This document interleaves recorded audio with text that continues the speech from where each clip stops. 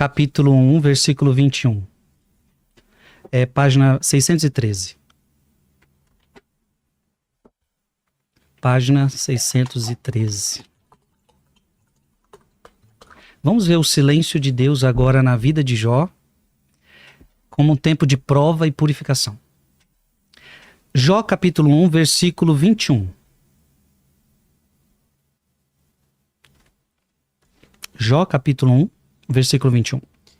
Disse: Nu saí do ventre da minha mãe, nu voltarei. O Senhor deu, o Senhor tirou. Bendito seja o nome do Senhor. Mesmo sem entender, Jó glorifica a Deus mesmo diante do seu silêncio. É assim que nós deveríamos reagir. Olha, não estou entendendo nada, mas Deus deu, Deus tirou, bendito seja o nome do Senhor. Tudo dai graças. Mas a coisa vai ficar mais complicada. Isso aqui é só o começo. Vamos para Jó 3, Jó capítulo 3, versículo 11. Olha o que vai começar, o drama dele vai começar a acontecer. Porque não morri ainda no seio materno, ou pereci ao sair das entranhas. No silêncio de Deus, Jó questiona a sua própria existência. É verdade, Vilela, muita gente não aguenta esse silêncio de Deus. Não compreender o que está acontecendo. Porque veja, Jó tinha tudo, Jó tinha família, Jó tinha amigos, Jó tinha riqueza e de repente ele começa a perder tudo. O que está acontecendo? Ele começa a questionar a sua própria existência. Jó não entende o silêncio de Deus na vida dele. Jó capítulo 7, versículo 20. Jó capítulo 7, versículo 20. Se pequei, que mal te fiz, ó guarda dos homens, porque me tornaste por alvo e me tornei pesado para ti. Jó clama a Deus, mas não recebe resposta. O que eu fiz? E Deus não responde Jó. É isso que eu quero que vocês vejam. Deus não responde Jó. Deus está em silêncio. E Deus está purificando Jó. Há silêncios de Deus na nossa vida que Deus está purificando a gente. Esse dói. Esse dói. Jó capítulo 10, versículo 3.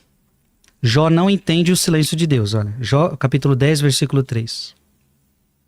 Encontras prazer em me oprimir. Quer dizer que você encontra prazer em me oprimir, Senhor? Você encontra prazer em me ver sofrer? Em renegar a obra das suas mãos, em favorecer os planos dos maus. Parece que os maus estão se dando bem e eu que sou justo estou me dando mal. Então você fica feliz, Deus? Veja a incompreensão do ser humano. Deus não fala nada. É isso que eu mais escuto, né? Por que as pessoas más se dão bem e as pessoas boas se dão mal? Jó não entende o silêncio de Deus. Vamos agora para Jó 13, de 23 a 24. Jó 13, 23 a 24. Quantas faltas e pecados cometi eu? Dá-me a conhecer minhas faltas e minhas ofensas. Por que escondes de mim a tua face? Por que você está escondendo de mim a sua face? Em outras palavras, por que você está em silêncio? Eu não ouço a tua voz. Me mostra a sua face. Fala comigo. E por que me consideras como um inimigo? Parece que eu sou inimigo de Deus. Veja, olha como a gente não entende o silêncio de Deus. Parece que Deus é o meu inimigo. Porque quando eu brigo com alguém, esse alguém não quer falar comigo. Então parece que agora eu estou brigado com Deus. Deus não quer falar comigo. Vilela, não podemos entender o silêncio de Deus como um Deus brigado com você. Deixa eu te falar uma coisa. Deus nunca vai brigar com você. É só você que briga com Deus. Deus nunca vai virar as costas para você. É só você que vira as costas para Ele. Vamos para outra. A gente estava em Jó 13, né? Jó 23. Jó 23. Vamos dar um salto. Qual versículo? Jó 23, versículo de 8 a 9. Mas se eu for ao oriente, lá ele não está. Ao ocidente, não o encontrarei.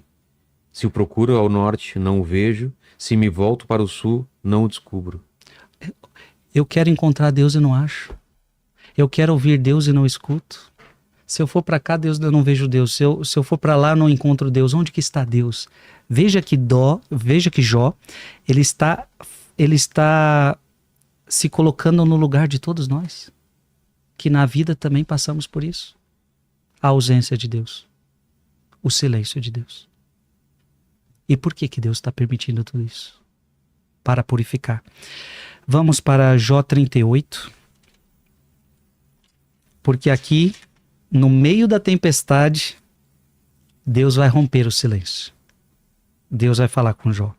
Jó 38, de 1 a 2. Então, no seio da tempestade, o Senhor deu a Jó essa resposta. Quem é este que obscurece a providência, com discursos sem sentido? Cinge os teus rins como um valente. Aqui não dá pra gente ler, que é muito. Mas, valeria a pena ler tudo isso daqui, Porque agora Deus vai dar uma resposta em Jó. Ei, quem é você? Você que não sabe nem por como que o sol apareceu aqui, nem que a lua vai chegar. Você que não sabe de nada, você tá me questionando. Quem é você para me questionar? Aí Deus, discursos do Senhor, primeiro discurso de Deus. Deus vai falar com Jó depois de tempos. Vilela, este é o nosso Deus. O seu silêncio é para nos preparar para alguma coisa. O seu silêncio é para nos purificar. Então, se você experimenta algum silêncio de Deus, talvez Deus esteja purificando você. Isso é importante. Quer ver outro que passou um silêncio de Deus? Vamos para Atos dos Apóstolos. Atos, capítulo 9, lá em 1423. 1423. 1423.